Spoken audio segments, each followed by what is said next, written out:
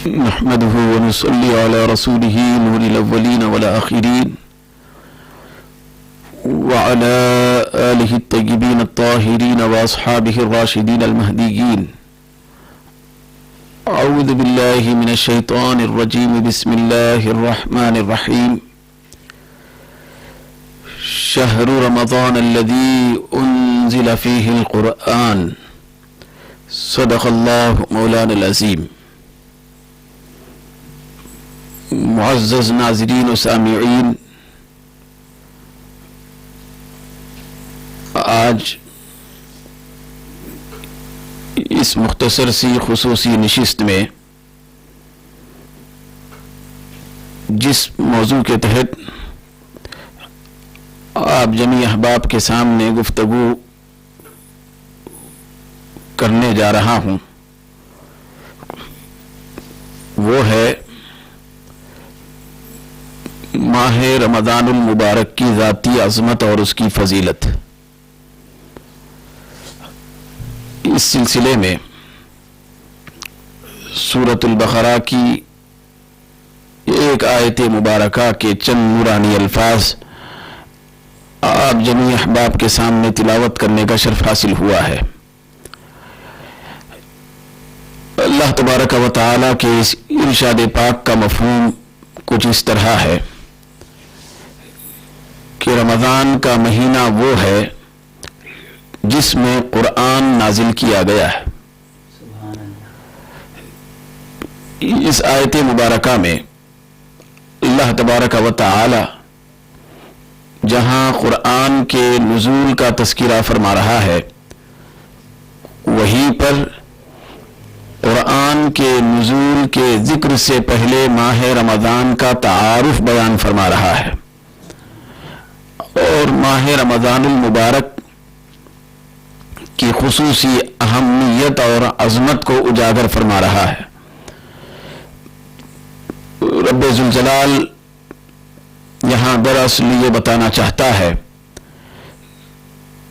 کہ میں جب آخری پیغام کو نازل کرنے کا ارادہ کیا تو میں کسی بھی وقت اس کو نازل کر سکتا تھا، کسی بھی دن، کسی بھی شب، کسی بھی رات میں اس کا نزول ہو سکتا تھا، لیکن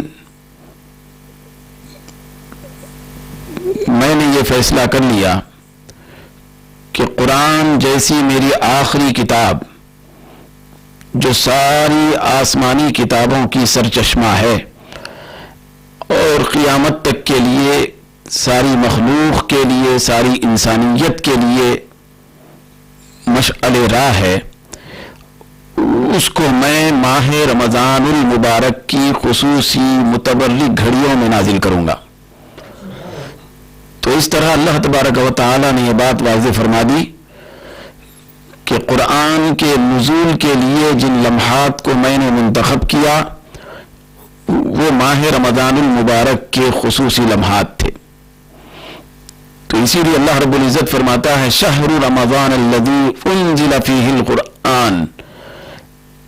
اے دنیا والو، اے میرے بندو، ذرا ماہ رمضان المبارک کی عظمت تو دیکھو، ماہ رمضان المبارک کی اہمیت کو سمجھو کہ ماہ رمضان المبارک وہ مہینہ ہے جس میں نے قرآن جیسی کتاب نازل کی۔ تو قرآن کے نزول کے لیے جب اس ماہ مبارک کو میں نے متعین کر لیا اور اس ماہ متبرک میں قرآن کا نزول ہوا اور میں نے قرآن کو نازل فرمایا، تو ماہ رمضان المبارک کی عظمت اور اس کی اہمیت کو سمجھنے کے لیے تمہارے لیے یہی ایک بات اور یہی ایک نقطہ کافی ہے۔ تو اس سلسلے میں پروردگار عالم نے ماہ رمضان المبارک کا تعارف کراتے ہوئے اس کی خصوصی عظمت کو اجاگر فرمایا ہے۔ میں آج چند احادیث مبارکہ کے ذریعے سے ماہ رمضان المبارک کی خصوصی عظمت اور فضیلت کو واضح کرنا چاہتا ہوں۔ ایک تو یہ کہ آیت کریمہ کے اس حصے سے یہ بات بالکل روز روشن کی طرح واضح ہو چکی ہے کہ ماہ رمضان المبارک کا تقدس یہ ہے کہ اس میں قرآن نازل ہوا. پہلے سے ماہ رمضان المبارک کی عظمت تھی، پہلے سے ماہ رمضان المبارک کی فضیلت تھی، پہلے سے ماہ رمضان المبارک کی گھڑیاں متبرک تھیں، پہلے سے ماہ رمضان المبارک کی خصوصی اہمیت موجود تھی.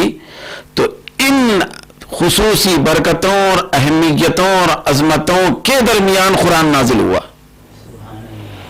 تو پہلے سے ماہ رمضان المبارک کے خصوصی برکات، خصوصی اس کی عظمتیں، خصوصی اس کا تقدس موجود تھا، بعد میں قرآن نازل ہوا. تو اس طرح اللہ تبارک و تعالی ماہ رمضان المبارک کی خصوصی اہمیت کو اجاگر فرما رہا ہے. اور آج کی مختصر نشست میں ہم کو ماہ رمضان المبارک کی خصوصی اہمیت کو ہی سمجھنا ہے. چنانچہ رمضان المبارک کی خصوصی عظمت اور اس کی خصوصی شان اور اس کی ذاتی عظمت اور ذاتی فضیلت کا یہ عالم ہے کہ اس ماہ مبارک کے عظمت کے خصوصی گوشے زبان رسالت اور زبان صداقت شعار سے بھی بیان کیے گئے. آقائے دو جہاں صلی اللہ علیہ وسلم جب رمضان المبارک کا مبارک مہینہ قریب ہونے لگا تو رمضان المبارک کی آمد سے پہلے سرکار دو جہاں نے رمضان المبارک کے مہینے کے تقدس کو بتانے کے لیے منبر خطابت پر آپ رونق افروز ہوئے.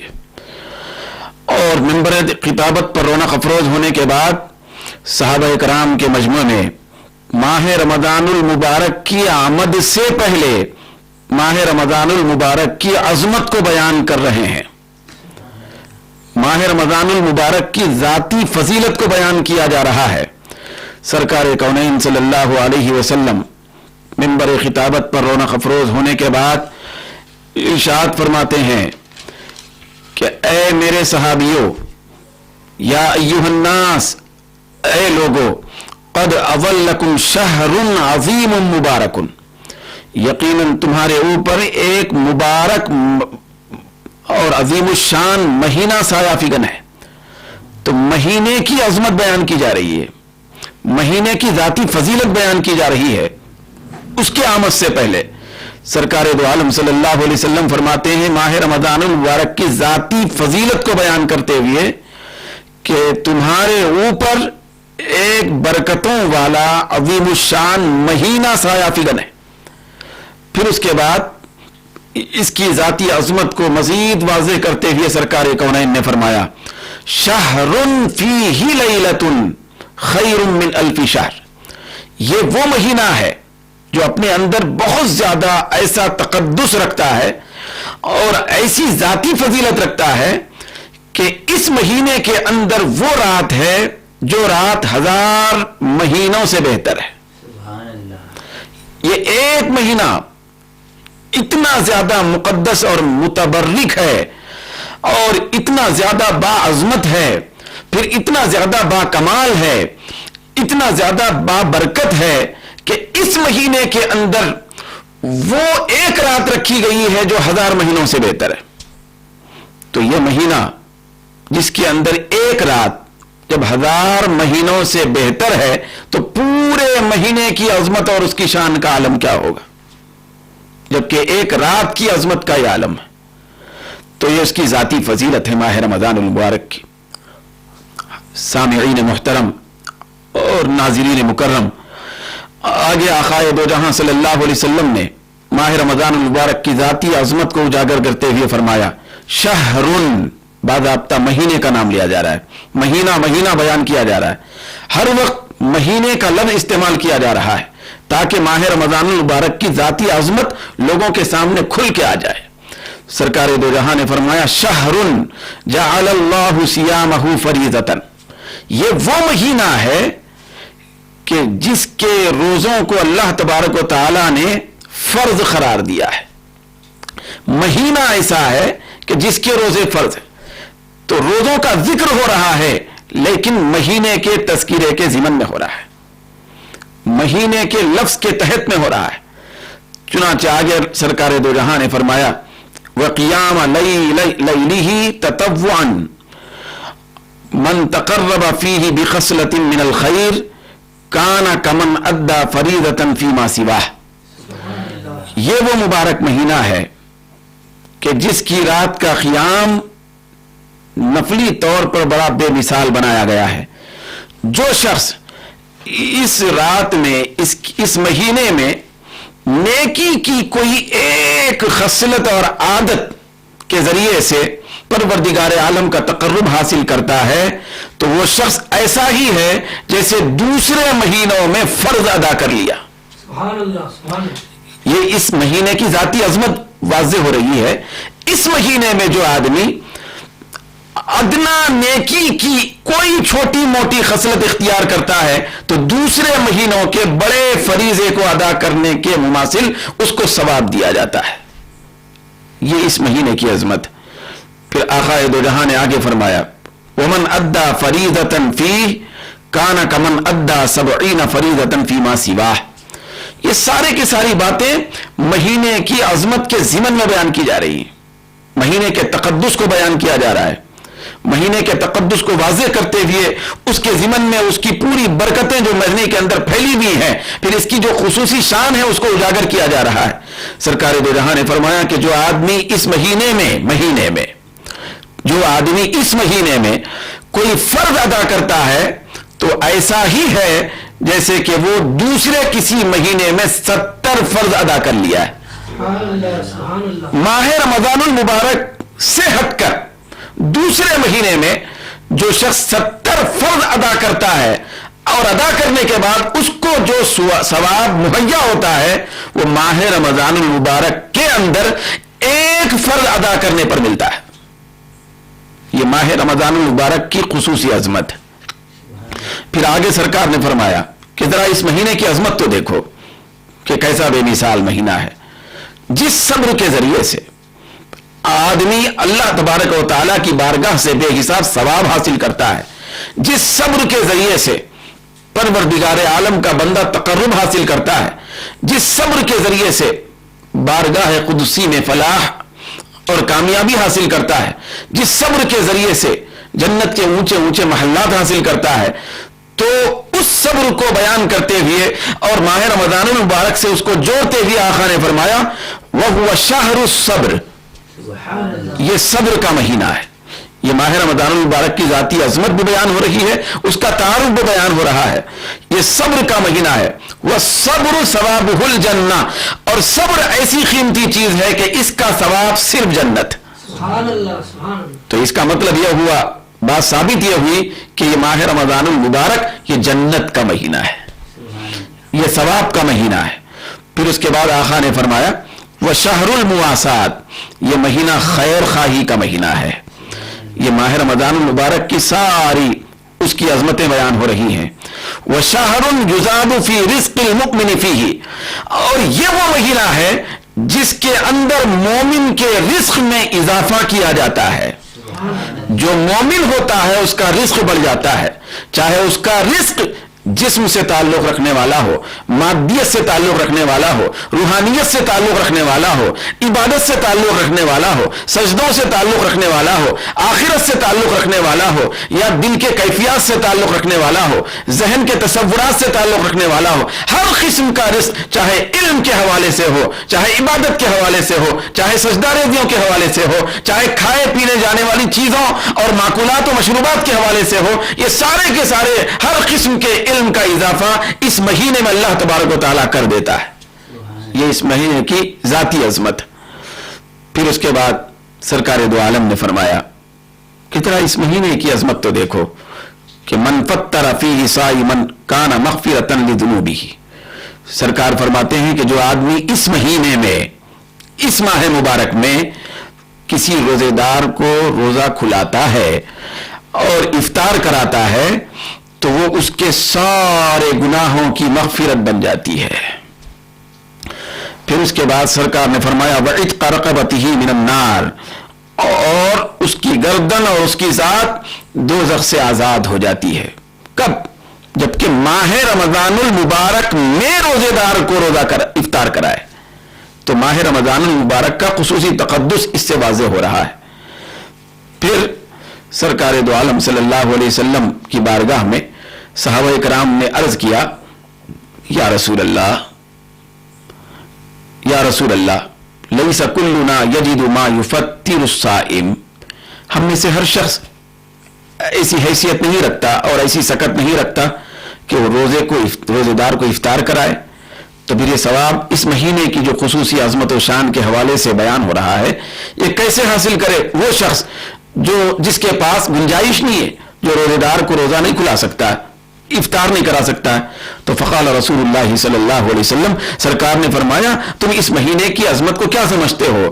اس مہینے کی عظمت کوئی چھوٹی موٹی عظمت نہیں ہے، بلکہ اس کی عظمت کے اندر اتنی وسعت ہے کہ یؤتی اللہ ھذا الثواب من فطر صائما علی تمرۃ۔ سرکار نے فرمایا اس کی عظمت اور تقدس کا عالم یہ ہے کہ اللہ تبارک و تعالی ایسا ثواب اس مہینے میں روزے دار کو افطار کرانے کا ثواب یہ اس شخص کو بھی عطا فرماتا ہے جو کسی روزے دار کو کھجور کھلا کے روزہ افطار کراتا ہے، او علی شربت ماء، یا کچھ پانی کا ایک گھٹ پلا کر روزہ افطار کراتا ہے، یا ایک دودھ کا گھٹ پلا کر روزہ افطار کراتا ہے۔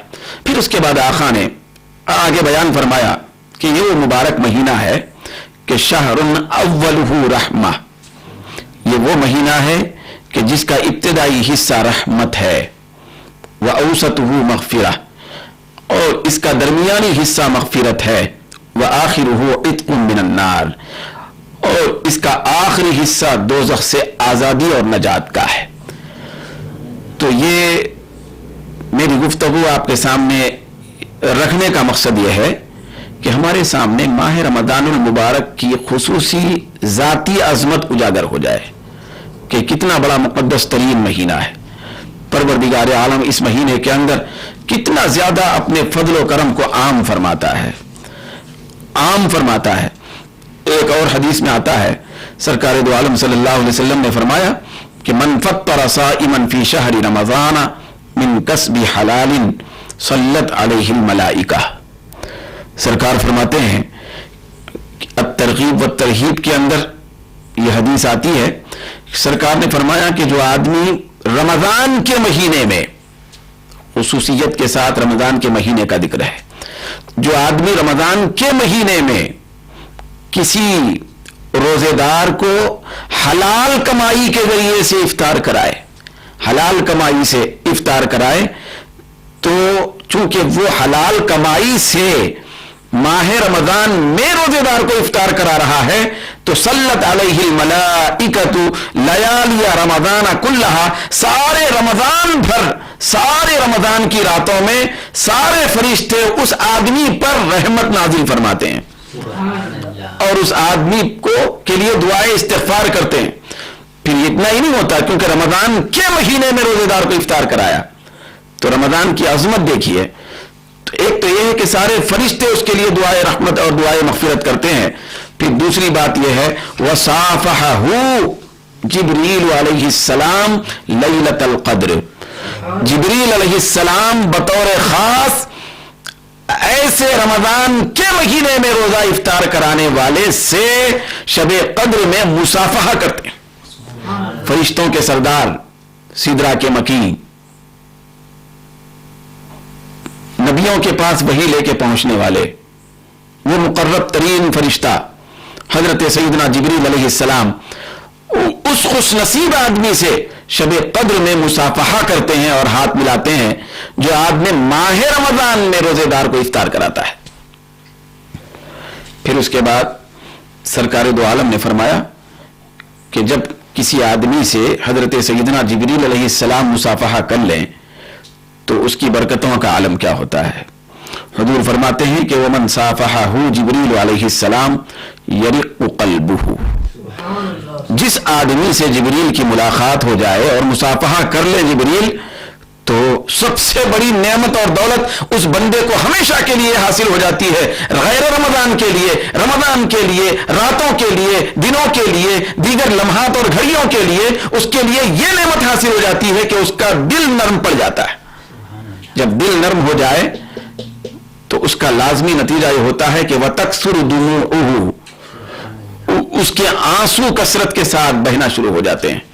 جس آدمی کے آنسو اللہ کی یاد میں، اللہ کے خوف سے بہنے والے ہو جاتے ہیں اور جس کا دل نرم ہو جاتا ہے، رب قدیر اس کے اوپر بہت زیادہ فضل و کرم کا معاملہ فرماتا ہے۔ تو یہ ساری خصوصیتیں اور یہ ساری رحمتیں اس بندے کو اس وقت نصیب ہوتی ہیں جبکہ وہ ماہ رمضان المبارک میں کسی روزے دار کو افطار کرائے۔ سبحان اللہ سبحان اللہ۔ تو سامعین محترم، ناظرین مکرم، آپ نے سمجھ لیا ہوگا کہ کتنی بڑی اہمیت ہے اس ماہ مبارک کی، اس کی ذاتی عظمت اور فضیلت کا کتنا زیادہ وسیع تصور ہے۔ سرکار دو عالم نے رمضان کی آمد پر ارشاد فرمایا، ایک حدیث میں آتا ہے، بخاری اور مسلم میں بھی حدیث ہے، سرکار نے فرمایا کہ اس مہینے کی عظمت یہ ہے کہ فتحت ابواب الجنہ، کہ اس مہینے میں جنت کے دروازے کھول دیے جاتے ہیں، کسی اور مہینے میں نہیں۔ پھر اس کے بعد آقا نے فرمایا وغلقت ابواب النار، اس مہینے میں دوزخ کے دروازے بند کر دیے جاتے ہیں۔ وصفدت الشیاطین، کسی اور مہینے میں نہیں بلکہ ماہ رمضان المبارک میں شیاطین کو جکڑ دیا جاتا ہے اور قید کر دیا جاتا ہے۔ یہ اس ماہ مبارک کی خصوصی عظمت ہے۔ تو اس عظمت کو پیش نظر رکھ کر ہمیں چاہیے کہ زیادہ سے زیادہ ہم ماہ رمضان المبارک کے تقدس کو سمجھ کر اس کا عملی اعتبار سے، تصوری اعتبار سے، فکری اعتبار سے، عقیدتی اعتبار سے زیادہ احترام کرنے والے ہم بن جائیں۔ وآخر دعوانا ان الحمد للہ رب العالمین۔